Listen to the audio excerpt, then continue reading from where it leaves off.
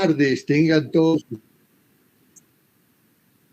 ustedes Nacional de Trabajo, el trabajo.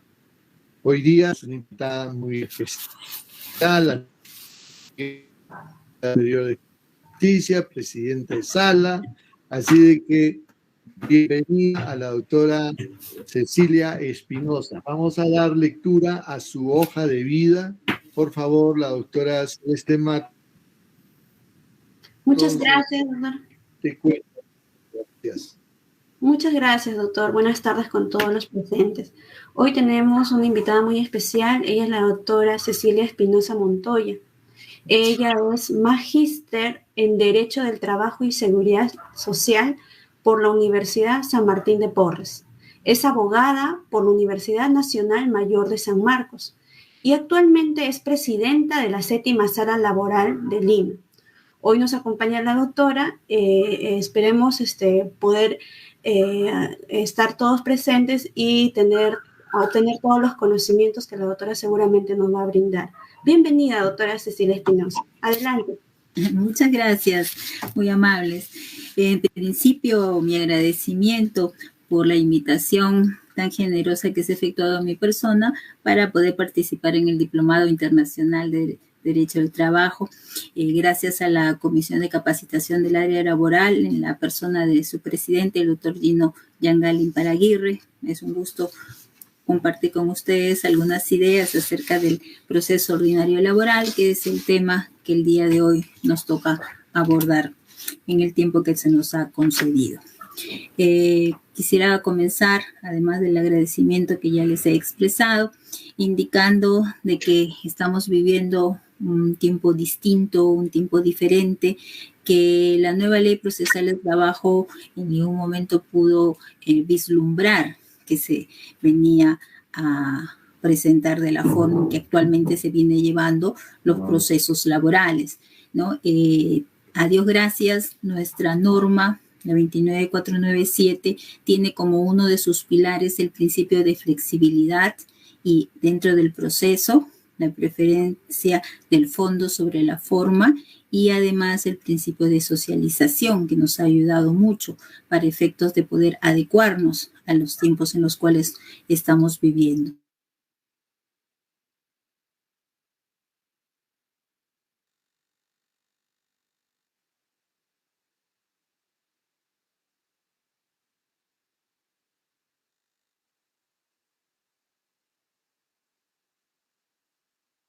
Fue por un momento la señal. Y veremos luego de ello cómo nos hemos ido adaptando dentro del proceso con las nuevas herramientas tecnológicas y las variantes que le hemos introducido para poder adecuarnos a la norma y a los nuevos tiempos. Por favor, si pudiéramos compartir el PDP.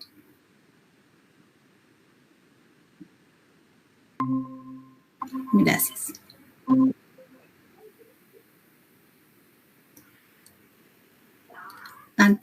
Anterior a estas. Ahí.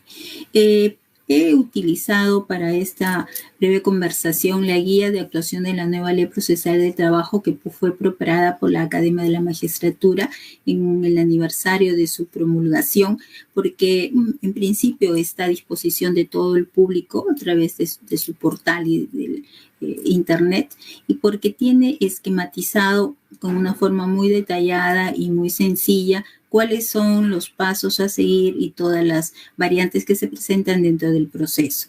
La siguiente, por favor. Siguiente. Bien, ahí podemos apreciar que la nueva ley procesal del trabajo regula diferentes modalidades de procesos en función de la naturaleza y de las pretensiones que queremos formular ante él. Tenemos un proceso abreviado laboral, el proceso ordinario laboral, un proceso impugnativo de laudos arbitrales económicos, un proceso cautelar, un proceso de ejecución y un proceso no contencioso. Siguiente. En el caso del proceso ordinario laboral, se da en virtud del artículo 2 de la nueva ley procesal del trabajo, Con él se ha especificado que los juzgados especializados de trabajo van a conocer en vía del proceso ordinario laboral todas las prestaciones relativas a la protección de los derechos individuales, plurales, colectivos, originados con ocasión de la prestación personal de servicio de naturaleza laboral, formativa o cooperativista, referidos a los aspectos sustanciales o conexos, incluso previos o posteriores a la prestación efectiva de los servicios. Con este artículo se determinó cuál era el órgano por nivel encargado de llevar los procesos a través de un proceso ordinario laboral y se amplió la gama de las posibilidades, esto es, a situaciones que no se contemplaban con la ley 26636, esto es, hechos que se produzcan antes del establecimiento de la relación laboral y en forma posterior, ¿no? Lo cual, en función de los nuevos planteamientos del acceso al empleo y de la prestación de servicios, han permitido que puedan estar cubiertas, mientras que en situaciones anteriores a la promulgación de esta ley tenía que verse a través de un proceso de amparo, al no haberse determinado aún la relación jurídica entre el empleador y el trabajador. En virtud de ello, la gran mayoría de los procesos que se presentan en un juzgado ordinario es justamente a través de este proceso, por la gama de materias que están contenidas en ellas. Se inicia obviamente con el ejercicio del derecho de acción, con la presentación de la demanda, la cual debe ser calificada dentro de los 5 días hábiles siguientes a su presentación. En este supuesto, analizado los requisitos de forma y de fondo de la demanda, el juez puede solicitar ante la inconcurrencia de algún supuesto subsanable que éste sea variado o sea cumplido dentro de los 3 días hábiles siguientes, siendo el plazo de 3 días el plazo máximo, pudiendo ir de 1 a 3 dependiendo de la complicidad de la omisión.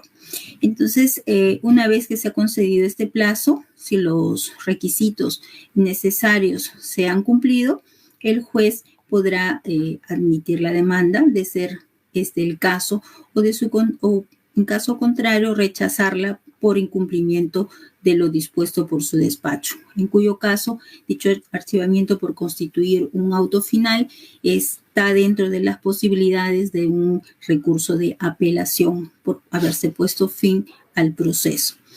En el caso de que no cuente con los requisitos de fondo, de acuerdo al artículo 16, vamos a indicar que el juez de plano podrá declarar la improcedencia por notoriedad en este sentido y también está sujeto a los 5 días de plazo para una apelación como auto que pone fin al proceso.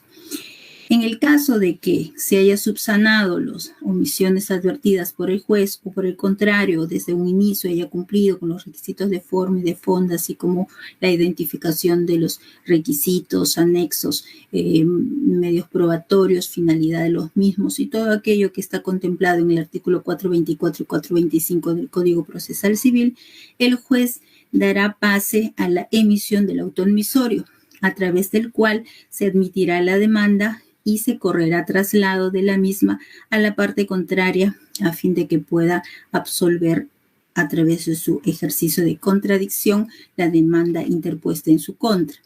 El plazo para en esa misma audiencia, en esa misma resolución o auto admisorio, se citará para audiencia de conciliación, la misma que se realizará dentro de los 20 a 30 días hábiles siguientes. Obviamente, los plazos que se han dispuesto en esta ley fueron presupuestados en una forma aleatoria, con criterio razonable, en función de lo que se venía dando con la 26636, es decir, tratando de encontrar un promedio de duración que sea razonable y flexible a la vez. Sin embargo, todo lo bueno atrae, ¿no?, a los litigantes y las tasas de presentación de demanda desde la fecha de la promulgación a la oportunidad en que estamos hablando prácticamente se han triplicado en su monto. Entonces, ello ha ocasionado que estos plazos en la mayoría de las veces no se puedan cumplir por una imposibilidad material, dada que la agenda se encuentran recargadas y los jueces no tienen capacidad material de poder realizarla, teniendo en cuenta que bajo el principio de inmediación las audiencias deben ser realizadas en forma personal y directa por el propio magistrado. La siguiente, por favor. Entonces, hasta aquí tenemos que el proceso ordinario laboral se desarrolla a través de dos audiencias, una audiencia de conciliación y luego una audiencia de juzgamiento. En este caso debemos de poner atención al recuadro que se encuentra hacia la derecha, que es la prevención de malas prácticas procesales. El derecho del trabajo y del derecho procesal del trabajo se inspira bajo el principio de la buena fe y la colaboración de las partes. En tal sentido, al tratarse de un proceso en el que prima la oralidad y se realiza a través de audiencias, el no asistir a la audiencia constituye una práctica procesal y lejos de no solo perjudicar a la parte que inasiste, constituye un obstáculo en el normal desarrollo del proceso y por tanto pasible también de multas, como probablemente ya deben de haber visto al momento del capítulo correspondiente. Entonces, en este caso, vamos a indicar o retomar la audiencia de conciliación y la audiencia de juzgamiento. En la audiencia de juzgamiento la podemos dividir de acuerdo a los estamentos y pautas de la propia norma en un periodo de confrontación de posiciones, una de actuación probatoria y otra de alegatos y sentencia. Continuamos, por favor. El hecho de que este proceso es un proceso eminentemente oral, lo vemos cada día en las audiencias que realizamos, no solamente en primera instancia, sino también en segunda instancia. Se ha tenido que pasar ya casi 11 años desde la dación de esta norma en el 2010 para poder enraizar un poco más cuál es la concepción de un nuevo abogado dentro de un proceso laboral, ¿no? Ha costado mucho a los abogados adecuarse a la presentación de sus teorías del caso, a la presentación y defensa de sus medios probatorios en forma oral, de sus alegatos de clausura, y ello precisamente por la gran trayectoria histórica del proceso escrito. Sin embargo, aún en las audiencias de hoy en día vemos que se dificulta mucho más porque al no encontrarse presente y hacerse las audiencias ahora a través de medios digitales como el que nos encontramos, las partes les cuesta aún más poder persuadir y convencer a los magistrados de cada una de sus posiciones y se sienten un poco limitados por el sistema de audiencias virtuales, ¿no? Lo cual también va a llevar un poquito más de tiempo y de preparación, porque no tienen la facilidad y la capacidad de ser concretos, ¿no? Yo creo que esa sería la falencia más grande que hemos podido visualizar, en no poder resumir sus argumentos a espacios pequeños de tiempo, resaltando lo que realmente resulta importante y trascendente para que el juez pueda persuadirse de lo que ellos están manifestando y enlazarlos a su vez con los medios probatorios que están ofreciendo en el proceso, de qué manera estos van a direccionarse a las expectativas y a las materias que se encuentran reclamando. Entonces, ese poder de concreción que también va enlazado con la economía procesal, está costando un poco más a los abogados y creo que es un punto en lo que tenemos que trabajar un poco más. Entonces, esa concreción y esa capacidad de síntesis y de ilustración oral que debe tener el abogado, se precisamente encuentra dentro de lo que es la litigación oral y que brillantemente, me imagino, ya habrá indicado en el capítulo correspondiente el invitado del tema que indicó, y solamente a modo de refresco debemos señalar, conforme aparece en la pantalla, que el proceso laboral es un proceso en el que prima la oralidad, lo cual no significa que no haya derechos y obligaciones por parte de los magistrados, en este caso, de presentar por escrito su demanda, su contestación, su recurso de apelación y obviamente el recurso casatorio, ¿no? Y también interiorizar por parte de los abogados de que si bien es cierto en el derecho laboral prima el oral sobre el escrito, esto se trata de una variación y no una modificación, no solo de los extremos demandados, sino además de los agravios presentados en los recursos de apelaciones, ¿no? Muchas veces escuchamos a los abogados que luego de que se han sentado los extremos en materia de controversia, en alguna de sus intervenciones que pretenden variarlas o a través de sus justificaciones o expresión de hechos, se pronuncian sobre situaciones o extremos no demandados en sus escritos postulatorios, ¿no? Entonces, recordemos que es eminentemente oral, pero con hechos concretos que deben ser plasmados por escrito.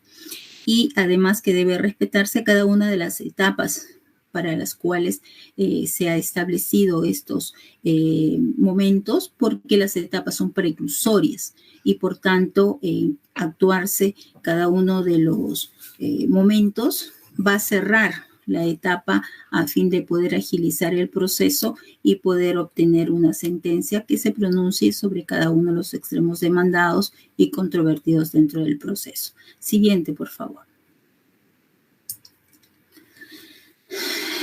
Bueno, es solamente para referencia de qué se trata la teoría del caso. Esta tiene 3 partes específicas, la parte fáctica, la jurídica y la probatoria. ¿Y por qué es importante recordarla? Porque coinciden con las 3 etapas que se van a desarrollar dentro del proceso ordinario laboral en la etapa de juzgamiento. Tenemos nuestra primera etapa de ejecución y la segunda de juzgamiento.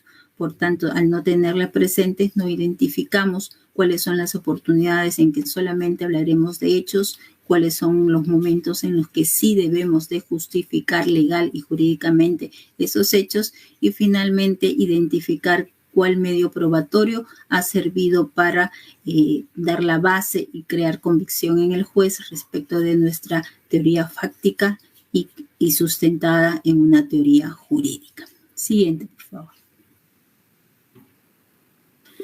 Siguiente.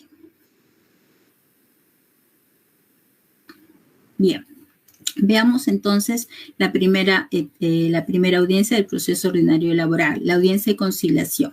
En el caso de la audiencia de conciliación debemos de indicar que esta resulta sumamente importante teniendo en cuenta que en ella vamos a expresar a través de los hechos narrados en primera instancia por parte del demandante cuál es la situación fáctica en la cual se encuentra, cuáles son los extremos que se encuentran demandados y trasladarlos en primera instancia a la parte contraria a fin de poder hacer el primer acercamiento y siempre y manteniendo aún en reserva lo que pueda señalarse en la contestación que aún no va a ser de conocimiento de la parte contraria. Entonces, es la primera mediación espontánea que procura el juez para que ambas partes puedan deponer sus posiciones y puedan encontrar bajo un criterio más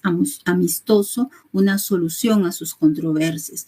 Es cierto que en nuestro país no existe un elevado porcentaje de conciliación y que existen muchas teorías o muchas personas que consideran de que ya no debería de existir esta etapa dentro del proceso laboral por cuanto abarrota la agenda judicial del magistrado y no obtiene un beneficio fundamental al proceso, ¿no? Entonces, es un tema que se encuentra pendiente de evaluar y que llegado el momento probablemente pueda unificarse a través de un proceso único, un proceso ordinario laboral, pero con una etapa única similar en estructura a lo que teníamos con la 26636, pero con una naturaleza y con parámetros y principios distintos que igual lograrían la finalidad que tiene la nueva ley procesal de trabajo.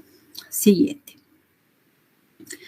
En audiencia de conciliación y de juzgamiento, ambas están basadas bajo las reglas de conducta, que ya las deben de haber tratado con anterioridad, y que deben ser respetadas en todo el devenir del proceso, no solamente en primera instancia, en segunda y obviamente a través de la Corte Suprema, teniendo en cuenta que es el basamento para obtener la verdad real bajo el compromiso de cada una de las partes de proporcionar su conocimiento de hechos y de derecho bajo el principio de la buena fe, ¿no? Cualquier conducta maliciosa no solamente perjudica el proceso, sino que además debe ser sancionada por falta de los deberes tanto de defensa como a los de veracidad que corresponden ser concurridos en el proceso. Siguiente. Bien. En la etapa, entonces, de la conciliación, hay la posibilidad de que el juez, al invitar a la conciliación a las partes, estas puedan llegar a un acuerdo parcial, en cuyo caso se formará el cuaderno correspondiente sobre ese único extremo conciliado y bajo el análisis del cumplimiento o no del test de disponibilidad y dada la concurrencia de de ser el caso, adquirirá la condición de cosa juzgada y se ejecutará en cuaderno separado, ¿no? Los puntos que no hayan quedado o no hayan logrado un acuerdo seguirán su trámite conforme lo señala la nueva ley procesal de trabajo. Y en ese caso, el juez indicará de que no se llegó a un consenso y, por tanto, solicitará el escrito de contestación de la demanda, ¿no? En ese mismo acto, el juez calificará la contestación de la demanda, entregándole la copia correspondiente a la parte contraria, a fin de que pueda ejercer su derecho como corresponde en la etapa de juzgamiento, a la cual también se pondrá fecha y hora para su realización. Siguiente. Bien. Podría darse el caso de que en esta audiencia de conciliación, la parte que concurra, en este caso la demandada, no cuente, ¿no? Obviamente con el poder que exige la ley para conciliar, el cual es un requisito de suma importancia, porque si la ley le ha dado un lugar especial a esta audiencia, resulta poco aceptable, por decirlo menos, que la parte demandada vaya sin los poderes correspondientes, lo cual estaría equivaliendo a que no habría ninguna intención de llegar a un acuerdo conciliatorio al no encontrarse autorizado legalmente para tal fin. Y por tanto, estaría realizando una conducta inadecuada dentro del proceso. La ley ha previsto no una sanción pecuniaria ante tal hecho, sino una sanción procesal. Esto es declarar su rebeldía. Y en tal sentido, si se encuentra rebelde en ese instante, va a declarársele bajo ese fundamento. Sin embargo, también se ha puesto la nueva ley procesal de trabajo en el sentido de que lo importante es, como les repito, llegar al fondo de los hechos, y ha permitido que en forma automática el que ha sido declarado rebelde pueda incorporarse al proceso. Recordemos que con la antigua ley, la 26636, se exigía un pago pecuniario para su incorporación en el proceso. Recuerdo que al finalizar la ley, antes de que entrara en derogatoria, el monto era 806 soles, que fue el último monto de acuerdo a la unidad de referencia procesal, que era bastante alto. En tal sentido, lo que se está favoreciendo es la continuidad del proceso, favorecimiento del proceso, y ya no se exige un monto económico para incorporarse, basta la manifestación de su voluntad para poder efectuarlo. Entonces se incorpora en el estado en que corresponde, esto es presentar el escrito de contestación.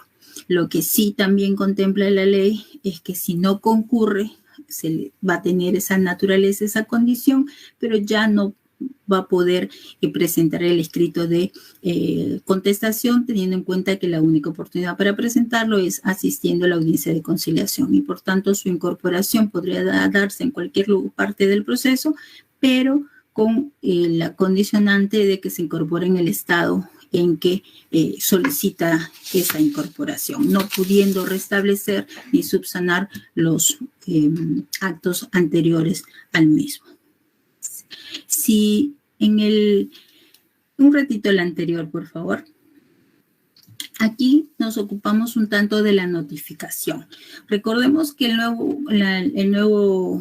la nueva ley procesal de trabajo y la nueva forma de llevar los procesos ordinarios laborales trajeron consigo además otro tipo de sistemas en forma paralela. El proceso laboral fue el primero en optar la notificación por casilla electrónica. Al año 2010 ni se pensaba en ese sistema que hoy ya ha sido incorporado tanto en otras especialidades y que esperamos se generalice por el bien de los litigantes y de la celeridad del proceso.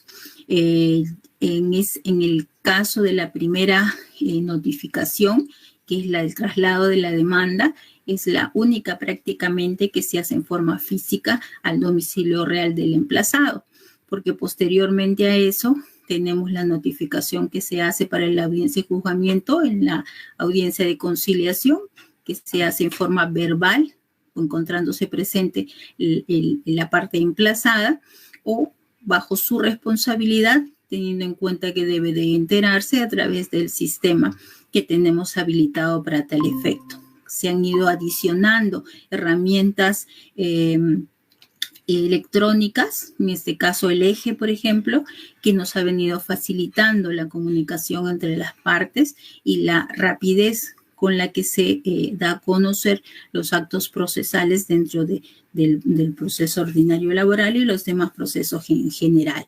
Y esto nos ha servido grandemente si tenemos en cuenta que en la actualidad, imagínense, ahora ya estamos a un año de la declaratoria de emergencia por la pandemia sanitaria.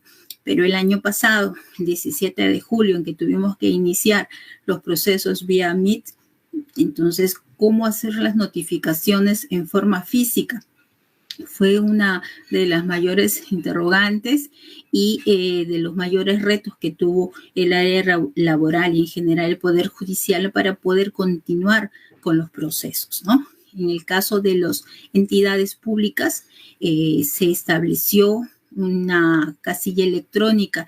Cada institución pública tenía que sacar una casilla electrónica que era otorgada por el Poder Judicial y se hizo una especie de directorio en las que constaban cada una de estas casillas. Entonces, la primera notificación ya no se hacía a los domicilios físicos, sino se hacía a través de las casillas electrónicas.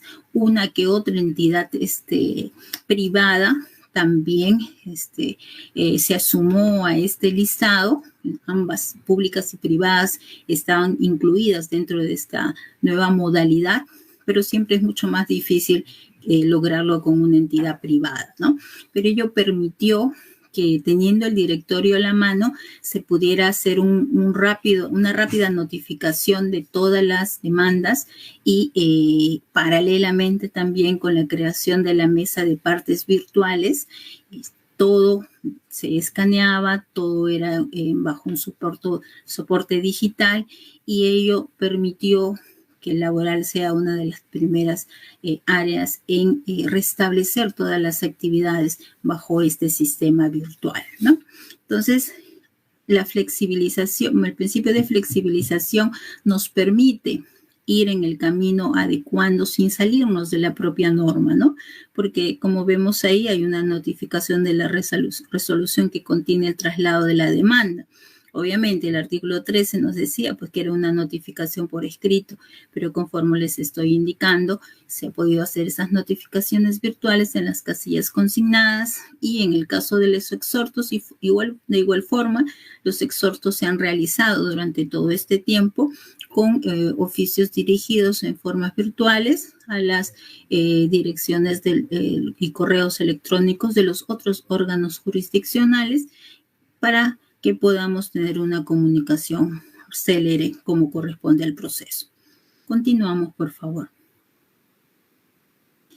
Bien, en este caso encontramos las sanciones que prevé la ley ante todos los participantes, tanto en la audiencia de conciliación como en la de juzgamiento, teniendo en cuenta que todos los agentes procesales tienen la obligación de conducirse bajo los principios de veracidad y buena fe. El artículo 441 del Código Penal nos indica que constituye un delito, ¿no?, emitir declaraciones falsas o que no se ajustan a la verdad. Más aún si tenemos en consideración que todas nuestras audiencias se graban en audio y video, y bajo ese soporte electrónico resulta comprobable cualquier afirmación que diste de la verdad. Siguiente. Bien, ¿qué efectos tiene el traslado de la citación de la audiencia de conciliación? Conforme hemos indicado, efectuada la presentación de la demanda calificada por el juez, en el caso de encontrarse conforme, se dicta el auto de admisorio, se corre traslado a la parte contraria y a la vez se cita audiencia de conciliación. Este auto de admisión va a demarcar precisamente la competencia inicial en la cual se va a tramitar el proceso, competencia de orden material y funcional. En ese sentido, posteriormente puede cuestionarse las mismas, pero por eso es que se indica a través de la norma que es una competencia inicial. Asimismo, también se va a demarcar cuál es el petitorio que es solicitado por el demandante y no podrá ser ampliado, podrá ser variado, y hay algunas discusiones que se dieron a ese respecto a comienzos de su aplicación, en el sentido de que por qué no podría variarse el petitorio si es un proceso oral, ¿no?, en el que se privilegia las afirmaciones orales.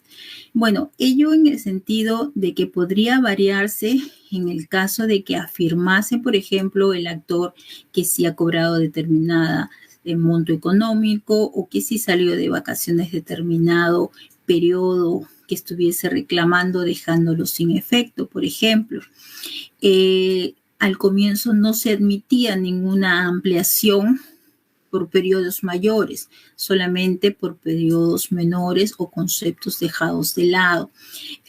Con el transcurso de la jurisprudencia y con las casaciones de la Corte Suprema, admitido bajo principio de flexibilidad algunas ampliaciones de extremos demandados, pero siempre cautelando el debido proceso y el derecho de defensa de la demandada. Ha previsto también que en esos casos se tendría que suspender la audiencia a efectos de que se le pueda permitir a la parte contraria, que recién conoce de esa ampliación, poder contradecir el extremo ampliado y además procurarse de los medios probatorios necesarios para contravenir esa ampliación. Entonces, si es que el juez optase por admitir una ampliación de demanda, tiene que ser cauteloso en la vigilancia y el respeto de los derechos de defensa de la parte contraria.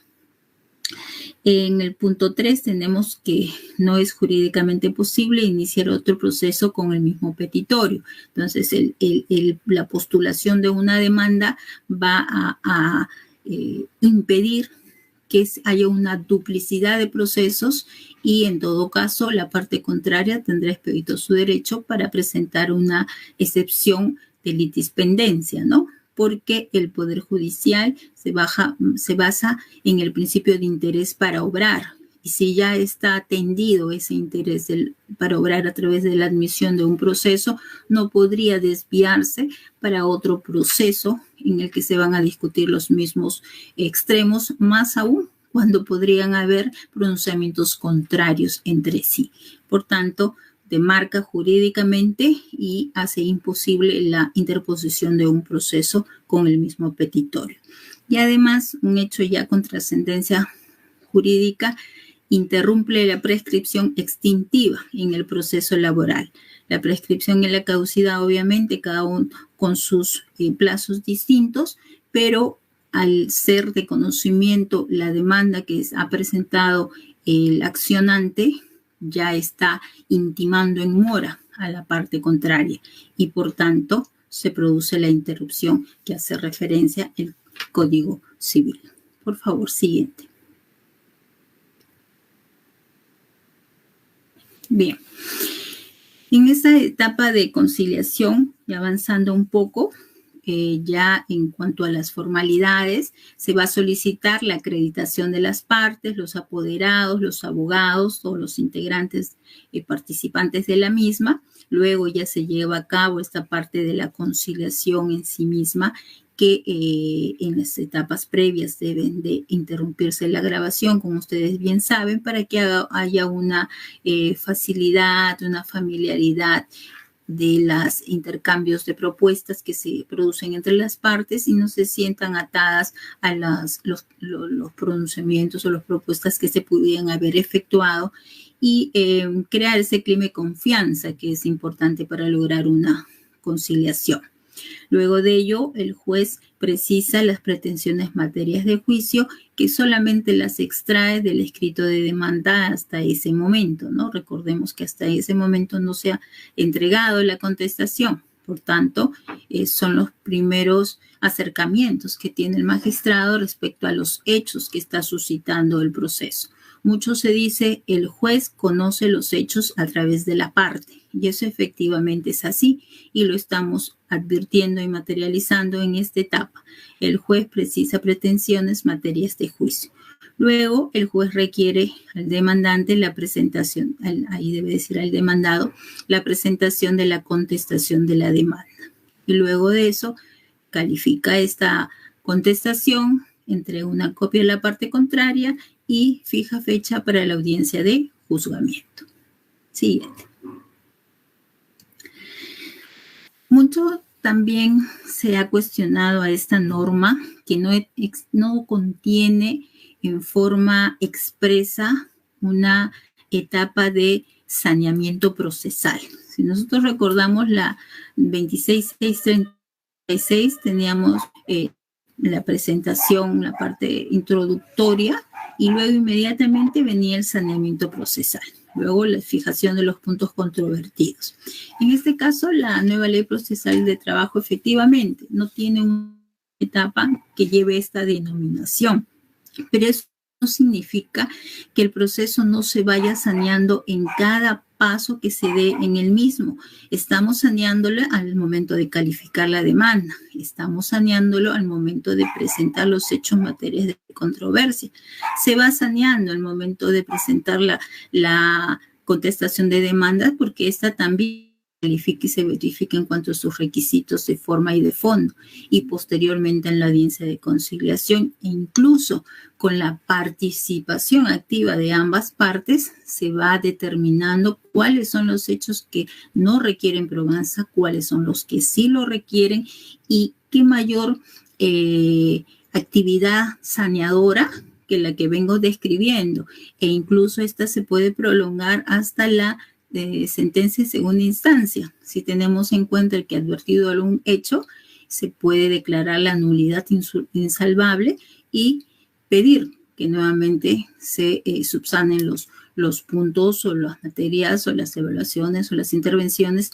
que no hayan cumplido con los presupuestos legales. Entonces, el saneamiento es constante, es perenne y nos da una garantía de debido proceso. Entonces, el juez sanea el proceso en todas las etapas y luego va a recepcionar este escrito de contestación que, como decía, se traslada a la otra parte y se fija fecha para audiencia de juzgamiento. Seguimos, por favor. Como el proceso, y ya lo hemos repetido, es eminentemente escrito, la parte demandada contiene dentro de las mismas las excepciones y cuestiones previas que deben de constar por escrito, según lo que dice la norma. Pero no debemos de dejar de lado que, si bien es cierto, estas se encuentran por escrito, deben ser oralizadas en la etapa correspondiente. Pero también se suscitó otro inconveniente o otra interpretación, Si las excepciones se encuentran por escrito, pero no se oralizan, ya sea por omisión de la parte que las presenta o de repente por una omisión del juez en estructurar su proceso y el desarrollo del mismo, ¿deberá o no deberá pronunciarse por las excepciones? Como en todo conflicto hay diferentes opiniones, ¿no? Sin embargo, ya existe consenso y también a través de las casaciones de la Corte Suprema en el sentido que las excepciones, aun cuando no hayan sido oralizadas, deben ser resueltas por el juez en su escrito de sentencia. Y no se perjudica el derecho de defensa de la parte contraria porque al haber estado contenidas en el escrito de contestación, estas fueron oportunamente corridas trasladadas a la parte demandante, quien pudo haberlas absuelto en forma verbal en la audiencia. Y si no lo hizo o no solicitó hacerlo, simplemente no habrá estado dentro de su táctica o de defensa el hacerlo, pero nada impidió que hubiera podido solicitarlo, ¿no? Entonces, no hay afectación de derecho en ese sentido y el juez tiene la obligación de resolverlas en la sentencia si es que no lo ha hecho en la propia audiencia. También tenemos el tema de en qué momento el juez debe resolver las excepciones.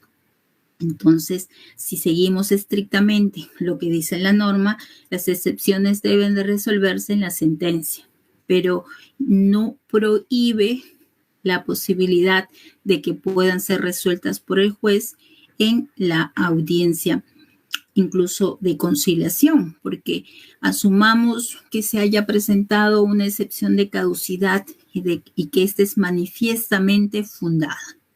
Entonces, ¿para qué seguir todo el tránsito y todo el proceso de actuación de medios probatorios, valoración, de repente testigos, etcétera, etcétera, para acreditar un despido fraudulento? Se me ocurre, por ejemplo, cuando vemos que es manifiestamente fundada. Entonces, no existe prohibición alguna y es más saludable al proceso y a la economía procesal de que el juez resuelva la excepción de la cual existe certeza incluso en la conciliación, ¿no? Entonces, no hay ninguna provisión al respecto. Podemos continuar. Entonces, vemos pues en esta diapositiva de las posibilidades que hay frente a la conciliación, que ya habíamos adelantado un poquito, ya también de conocimiento de ustedes, solo brevemente a modo de refresco, en el caso de si el demandante no asiste y el demandado contesta la demanda. Debemos recordar que la audiencia se realiza con la parte que concurra. Por tanto, si no concurre el demandante, se realizará con la parte demandada. Solamente en el caso de que ninguna de las partes concurra, se tendrá por archivado el proceso, el cual tendrá que ser activado por cualquiera de las partes dentro de los 30 días subsiguientes al mismo. Ahora, si el demandado es el que concurre y no se encuentra con los poderes suficientes o no ha concurrido con su escrito de contestación, obviamente se le declarará rebelde, con la posibilidad que ya hemos indicado de que puede incorporarse al mismo en el estado en que se encuentre. Siguiente. La conciliación que nos refleja en esta diapositiva está entendida en que si es que se puede fracturar o no la audiencia de conciliación. O sea, se ha entendido que el proceso ordinario, si bien está dividido en dos audiencias, son las únicas que pueden realizarse en forma independiente. Sin embargo, también se ha puesto la ley que pudiera existir bastantes indicios o acercamientos de las partes a una conciliación futura. Entonces, el juez ha pedido de las partes, o si es que entiende de que necesita tiempo las partes para concretizar este acuerdo, puede suspender el proceso por breve término, que en este caso la ley indica que es máximo 1 mes, para luego retomar la audiencia de conciliación y ver si es que efectivamente se realizó o no esta este acuerdo entre las partes. Y la conciliación, igual que el saneamiento, nos acompaña durante todo el proceso. Si bien es cierto, las etapas son precursorias, debemos entender que incluso en segunda instancia hemos realizado conciliaciones, ¿no? Hace poco celebramos una conciliación en la que se estaba solicitando dos temas bien difíciles de conciliar, incluso en primera instancia, ¿no? La demandante había sido cesada por embarazo y estaba solicitando su reposición por despido nulo y además una indemnización por daños y perjuicios, lo cual involucraba 24,000 soles y su reposición al centro de trabajo. La parte contraria era un restaurante bastante conocido con 14 locales, pero que por la pandemia ha tenido que cerrar 8 de ellos. Entonces, aquí ya no se trataba de no quiero pagarte porque no quiero, sino es no puedo pagarte en este momento. Entonces, vemos cómo la gente en este estado de emergencia está sensibilizado mucho más que antes, por lo menos es mi percepción, ¿no? Entonces, la parte demandada dice, yo quiero pagarte, pero de mis locales solamente me quedan 4 y hay un aforo reducido en ese momento de 40%. Entonces, ¿cómo te repongo si ya he reducido personal y cómo te pago 24,000 soles si no tengo fluidez de dinero? Entonces, la parte contraria también con mucha generosidad le dice, yo quiero regresar a mi trabajo porque soy madre soltera, necesito mi empleo, justamente porque fue el embarazo el que dio origen al cese. Y necesito mi dinero y le doy la posibilidad que me lo pague como pueda. Imagínense qué apertura. Me los pague como puedan, pero que me pague lo que dice la sentencia de primera instancia. Entonces, entre conversaciones de una parte y otra parte, yo les digo, por lo menos la reposición, ¿podría usted asegurarla? Y el señor dijo, bueno, yo he contratado a una persona con un sueldo menor, pero ya, yo me las arreglo. Voy a indemnizar a la otra persona que tiene menos tiempo y voy a reponer a la señora. Entonces, lo único que necesito es un poco de tiempo para ver cómo pago. Así que se suspendió la audiencia, la retomamos a la semana siguiente y cuando regresaron, habían llegado a obtener una cifra intermedia, ya no era 24, era 20, y se iba a pagar a razón de 20 mensualidades, ¿no? Entonces, en realidad, qué mejor que una justicia inmediata que le iba a procurar un ingreso mensual a la trabajadora con su empleo y además, como repito, la generosidad también de la parte demandante de poder permitirle las partes más extensas dada la situación económica en que se encontraba. Entonces, un poquito más de repente de inversión de tiempo, de buscar la parte humana, la parte sensible de ambas partes y ver hasta qué punto podamos lograr esa conciliación que también hace el litigante, ¿no? Entonces, bueno, en este caso tuvimos la suerte de lograrlo. Siguiente.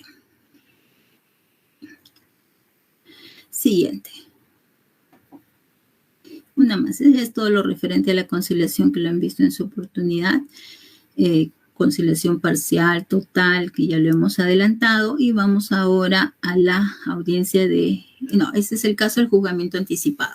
En el caso de estar dentro de una audiencia de conciliación, luego que no ha prosperado o que ha prosperado parcialmente y el juez se da cuenta que únicamente hay instrumentales, no hay pruebas adicionales que actuar y que el derecho es manifiesto, podrá optar por un juzgamiento anticipado, es decir, sin pasar a la audiencia de juzgamiento, y en él solicitará pues que las partes se señalen cuáles son sus cuestiones debatidas, lo que se llaman los alegatos de apertura y también sus alegatos de clausura en forma conjunta, señalando hechos, medios probatorios y fundamentación jurídica que le pueda dar al juez el soporte necesario para emitir su sentencia.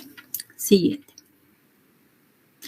Ya en la etapa de juzgamiento, tenemos una confrontación de posiciones, una actuación probatoria, los alegatos y la sentencia. Son las 4 etapas en que se divide la audiencia de juzgamiento. Siguiente. Para ese caso, iniciamos igual con una acreditación de las partes, sus apoderados, sus abogados. Recordemos que en el contexto actual y bajo el protocolo de audiencias virtuales, adicionalmente deberán de indicar su correo electrónico, Gmail, y su teléfono celular. Gran avance, ¿no?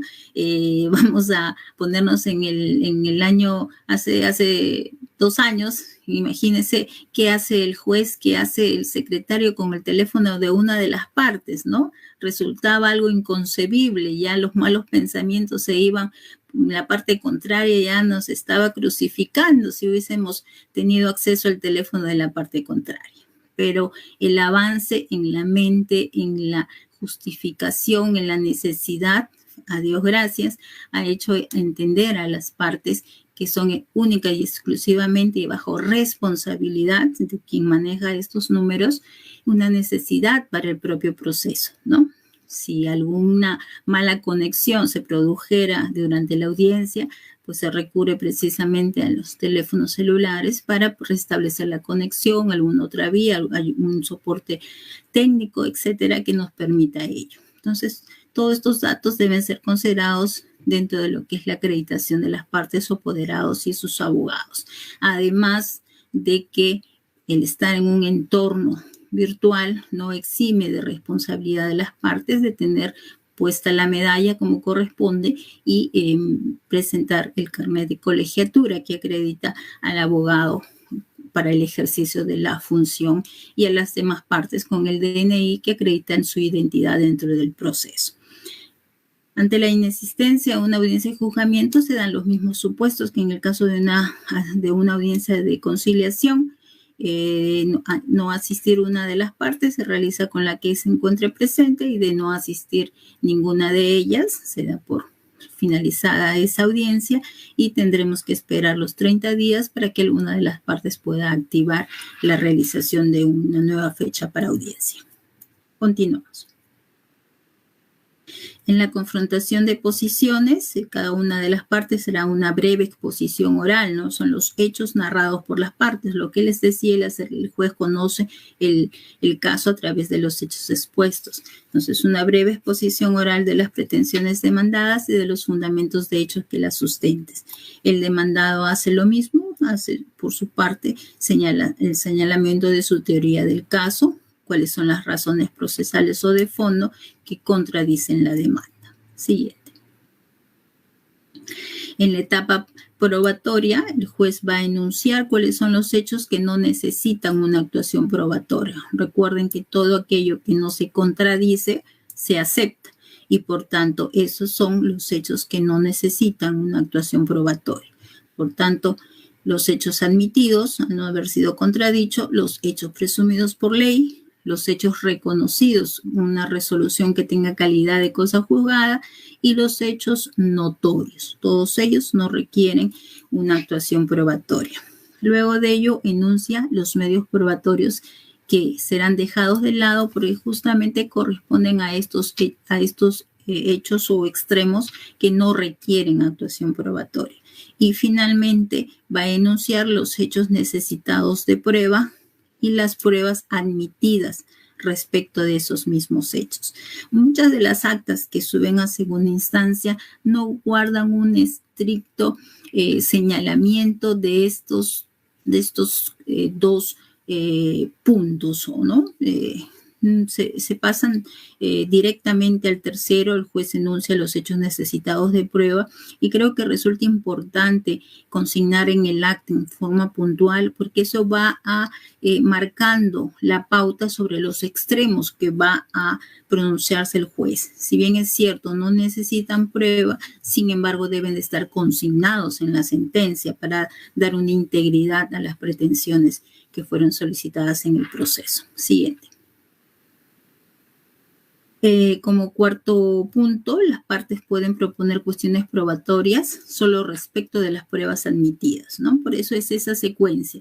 Al final, en el punto 3, el juez enunciaba las pruebas que son admitidas al proceso porque se relacionan con los extremos materia y controversia. Entonces, oralmente en ese instante, recién las partes van a formular sus cuestiones probatorias respecto de estas pruebas. En este caso sí es diferente a lo que sucede con las excepciones. Si bien es cierto, podrían estar consignadas en los escritos de contestación, tienen que necesariamente ser oralizados para que el juez los tome en cuenta. Si en caso no son oralizados por las partes que los invocan, el juez los tendrá por no presentados y no tendrá ninguna obligación de pronunciarse sobre los mismos, resolviéndolos en la sentencia. Finalmente, el juez toma juramento a todos los que van a participar en esa etapa. Siguiente. En la actuación probatoria, conforme lo deben de haber visto en el tema correspondiente, hay una secuencia que establece la norma, que es la declaración de parte, luego los testigos, las pericias, los reconocimientos, la exhibición de documentos, oralización de la prueba documental. Sin embargo, debemos de indicar que esto no es en forma taxativa y su alteración va a producir algún tipo de nulidad o vicio procesal. Por el contrario, el juez es quien mejor conoce cuál es el orden que le puede dar a las pruebas a fin de hacer incluso una secuencia lógica de lo que solicita el proceso y hacia dónde van apuntando las mismas, ¿no? Entonces, ahí también vemos la presencia del principio de flexibilidad del proceso laboral. Siguiente. En el caso de la actuación de las pruebas, deben de realizarse todas en un solo acto. Debemos recordar que el proceso laboral se rige bajo otro principio, que es el de economía procesal y de concentración. Por tanto, deben de realizarse todas en un solo acto. Sin embargo, podría requerirse una continuación de audiencia solo en el caso en que se estuviese solicitando una inspección judicial. En ese caso se suspende la audiencia y se señala día y hora para la realización de dicha inspección. Si bien es cierto, esto dice la ley, pero bueno, cuando yo he estado en primera instancia, siempre las hacía inmediatamente. Decía, bueno, en ese momento incluso cuando se requería una prueba de oficio, en este momento nos vamos a hacer una inspección judicial. Nada mejor que tener el hecho que uno quiere comprobar sin que nada pueda tener oportunidad de ser preparado, modificado, porque qué valor tendría darle oportunidad sobre un hecho concreto, por ejemplo, una hostilización, ¿no? Personas que indican me han hacinado en la azotea, no tengo servicios higiénicos, etcétera, etcétera. Así cuando después de que yo fije día y hora, voy y el señor está, pues, no sé, en el directorio ahí con aire acondicionado, ¿no? Entonces, no tendría ningún sentido. Entonces, por lo menos en lo que a mí respecta, considero que esta prueba hay que tomarla un poco más, con mayor efectividad, ¿no? Para que pueda rendir los frutos que tiene su naturaleza. Siguiente.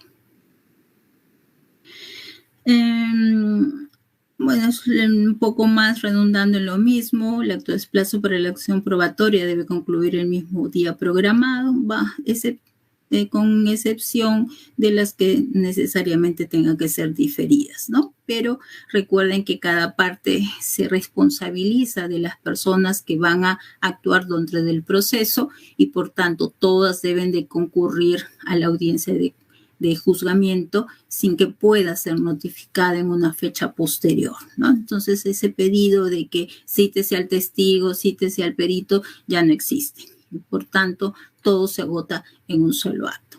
Siguiente.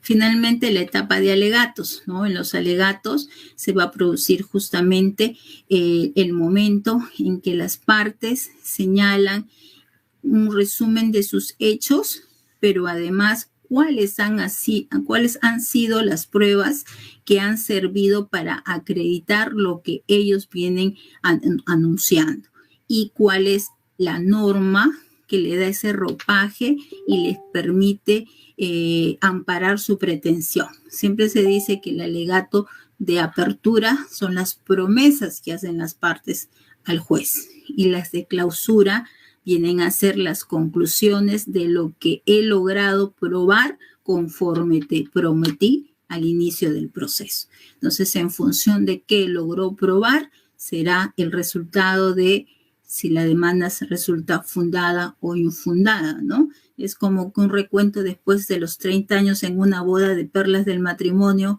y uno se pone a recordar qué quería al inicio del matrimonio y al final qué hemos logrado, ¿no? Es una comparación un tanto de esa naturaleza. ¿Qué te he prometido, señor juez, que te voy a probar con los medios probatorios que te estoy presentando al proceso y que eso acreditan lo que estoy diciendo? Y en los alegatos de clausura he logrado acreditar con tales medios probatorios lo que había sostenido, que ingresé en tal fecha, que fue cesado, que fue coactado, etcétera, etcétera. Siguiente.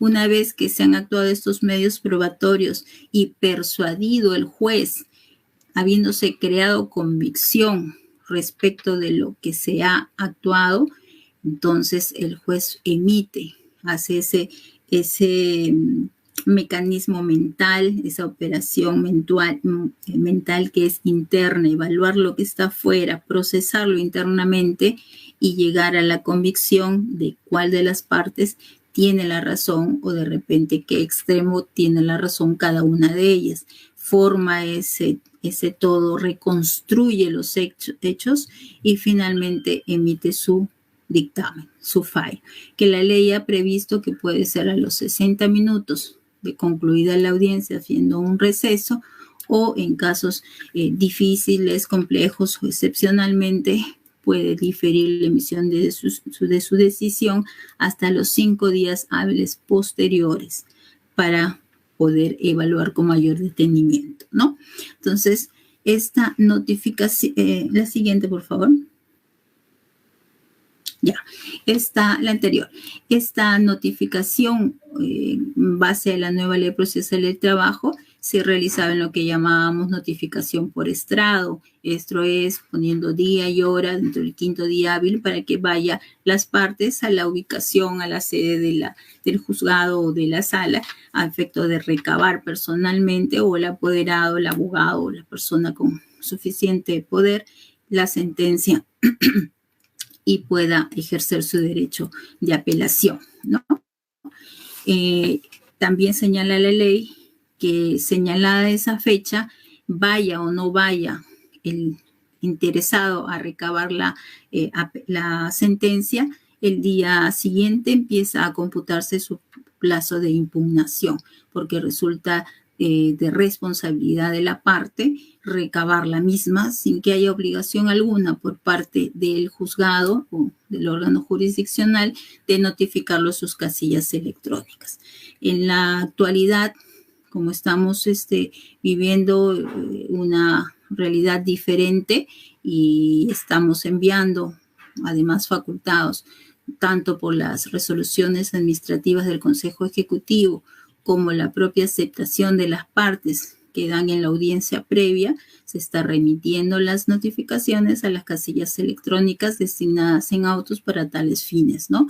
Por la pandemia sanitaria que venimos atravesando y ello de modo alguno desvirtúa, ¿no?, la finalidad que es el conocimiento de lo resuelto por el juez luego de concluido el proceso correspondiente. Entonces, aquí les coloqué también algunas herramientas que se han compuesto dentro de todo el sistema de la nueva ley procesal de trabajo y que han servido de una u otra forma a que desde un inicio se vaya conociendo con mayores facilidades las mismas y que hasta hoy en día nos sirven para herramientas de trabajo y tanto a los abogados como operadores del servicio, ¿no? Tenemos la base de datos público que las considera y las contiene el Ministerio de Trabajo en su página web. Ahí tienen información de sus dictámenes, información del Poder Judicial, del Tribunal Constitucional. La siguiente, por favor.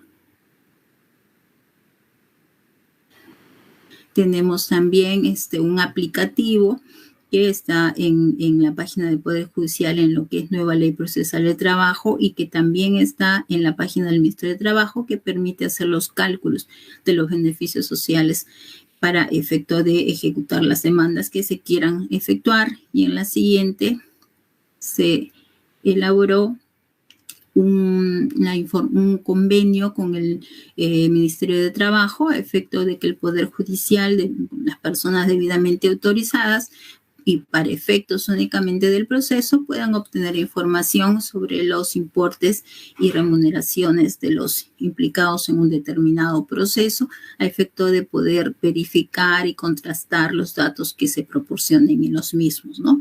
Usualmente trabajamos con eso a través del perito para efectuar las liquidaciones que corresponden. Y la última, me parece...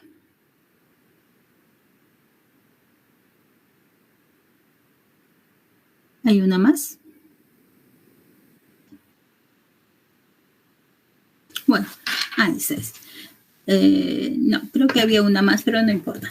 En la última era la referencia a los formatos de demandas que el propio Poder Judicial elaboró con concurrencia de los magistrados y algunos otros técnicos que puedan seguir de base para demandas de beneficios sociales de menor cuantía, ¿no? Tenemos en cuenta que la ley permite la presentación de demandas sin firma de abogados bajo determinadas cuantías y por tanto facilitó una especie de modelos para que se puedan guiar de ellas y puedan efectuar las reclamaciones que corresponden a los trabajadores. Asimismo, y ya un poquito comentando lo que les decía como segundo tema, es los elementos electrónicos que se han tenido que habilitar adicionales para que todo esto funcione de acuerdo a la norma, pero con la flexibilidad que requiere esta situación de pandemia.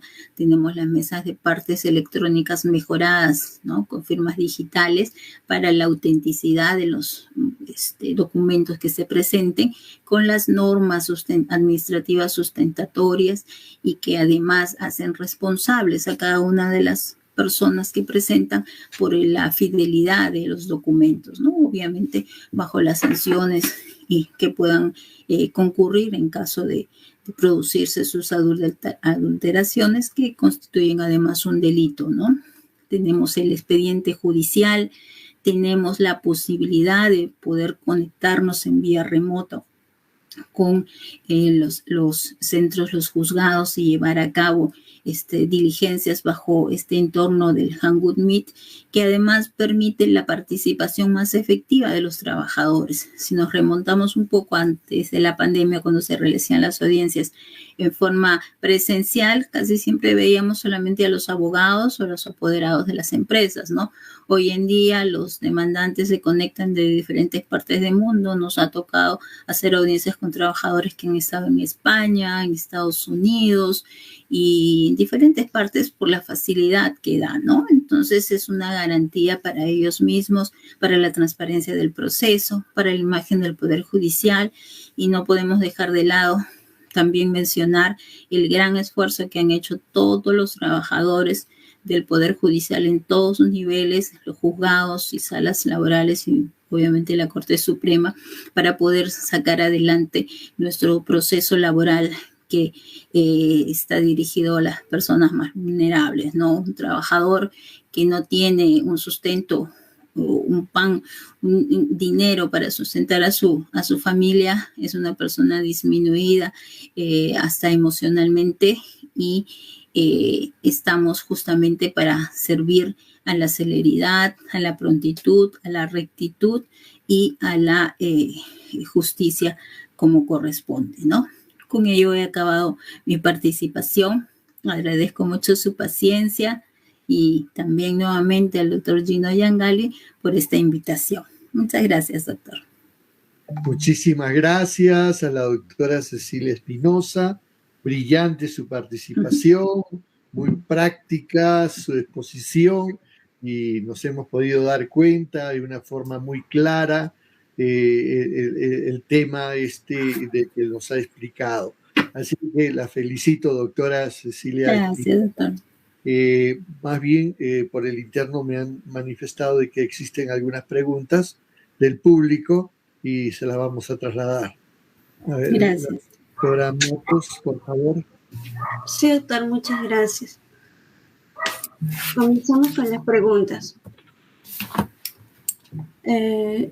Doctora Espinosa, ¿existe la necesidad que la audiencia de conciliación siga formando parte del proceso ordinario laboral? ¿Cuál es su postura? Uno por uno respondo, ¿cierto? Sí. Ya, muy bien.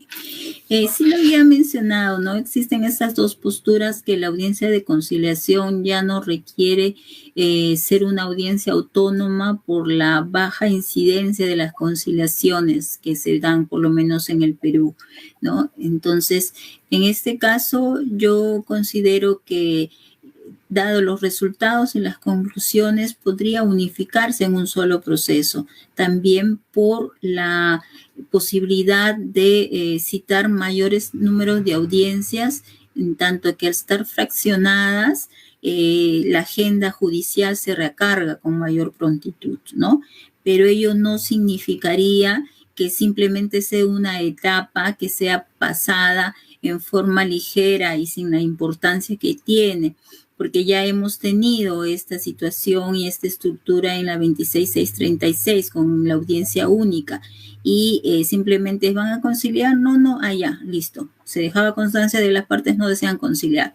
Esa no es la naturaleza ni el espíritu de esta ley. Entonces, con el compromiso de seguir ahondando, de seguir interviniendo, de seguir persistiendo en este afán de que es mejor un acuerdo entre las partes que un largo proceso, yo estaría de acuerdo con la unificación de ambas etapas, pero con esa premisa, ¿no? Del compromiso de darle la importancia que corresponde. Muy bien. Correcto, doctora. La siguiente pregunta, doctora, ¿usted considera que se puede admitir medios probatorios extemporáneos dentro de la etapa de la audiencia de juzgamiento, aunque la misma ya haya precluido? Dentro de la misma audiencia de juzgamiento, tendría que, o sea, no me situó muy bien en la pregunta, o sea, si estoy en la audiencia de juzgamiento y es en ese caso, me supongo que se está refiriendo a la parte demandante más que en la demandada, pero bueno, en cualquiera de los dos supuestos, única y exclusivamente si es que la prueba aportada es extemporánea, como la misma norma lo prevé, o en su defecto resulta de tal trascendencia que el propio juez considere su admisión de oficio, que son las únicas posibilidades. Pero debemos de entender que es un tema excepcional, es un tema que debe de usarse únicamente en situaciones muy especiales y que no debe de perjudicar el derecho de defensa de la parte contraria. Y ante ello debería de suspenderse. Lamentablemente, por eso es que es excepcional, para que la parte contraria pueda ejercer su derecho de defensa ante esa prueba. De repente quiere tacharla y para ello requiere presentar una prueba de esa tacha y no la tiene en ese momento en su poder, ¿no? Por tanto, si es una situación excepcional y va a conducir a la obtención de la verdad real, sí debe de admitirse, pero con esas atingencias, ¿no? Que se respete el derecho de defensa. Muy bien, doctora. La siguiente pregunta es, si se demanda dentro de un órgano jurisdiccional no competente por territorio, pero tal acto de postulación dura 4 años en segunda instancia, ¿es razonable que se mantenga aquella incompetencia por territorio dentro de un proceso ordinario laboral? Esa ya me parece una pregunta particular.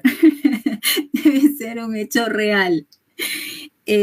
Si en esos 4 años que se menciona, la parte afectada no ha indicado y no ha deducido la excepción correspondiente, mal haría el juez en declararla de oficio, porque si estamos indicando, si según la pregunta, ¿no? Se viene litigando 4 años, significa que la parte afectada ha consentido ese proceso y se ha producido la prórroga de competencia territorial. Y como esta no es deducible de oficio, el proceso ya no tendría sentido que fuera revertido y se remitiera los actuados al juzgado teóricamente competente. Digo teóricamente porque ya ha habido una asimilación de competencia, ¿no? Entonces, considero que debería continuarse el proceso. Última pregunta, doctora. ¿Se puede admitir un medio de prueba no oralizado dentro de la determinación de la sentencia si la misma puede acreditar lo señalado en la demanda? Todos los medios probatorios para ser admitidos al proceso tendrían que haber sido oralizados. No hay posibilidad de admitir un medio probatorio que no haya tenido esta condición.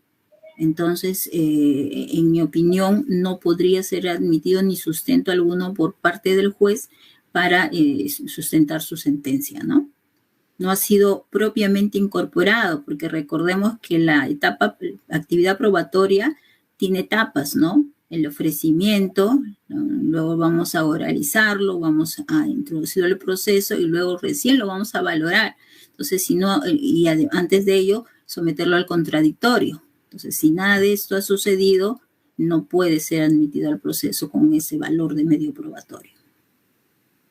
Muchísimas gracias nuevamente a la doctora Cecilia Espinosa por su brillante participación y le damos un espacio para que pueda despedirse de nuestros seguidores del Diplomado Internacional de Derecho Procesal del Trabajo. No, las gracias a ustedes por permitirme participar del diplomado para poder en realidad intercambiar algunas ideas con ustedes que son los más importantes, ¿no? La administración de justicia se debe al justiciable. Nosotros estamos al servicio y es nuestra vocación diariamente hacer un proceso más célere, más justo y estamos todos involucrados en ello para el bien de nuestro país. Muchísimas gracias a todos. Muchas gracias. Buenas noches. Muchas gracias. Solamente me queda invitarlos para el día jueves. Tenemos un interesante tema sobre la forma de conclusión del proceso a las 5 de la tarde en punto. Muchas gracias por la participación de todos y cada uno de ustedes y nos despedimos hasta el día jueves. Adiós. Muy amables.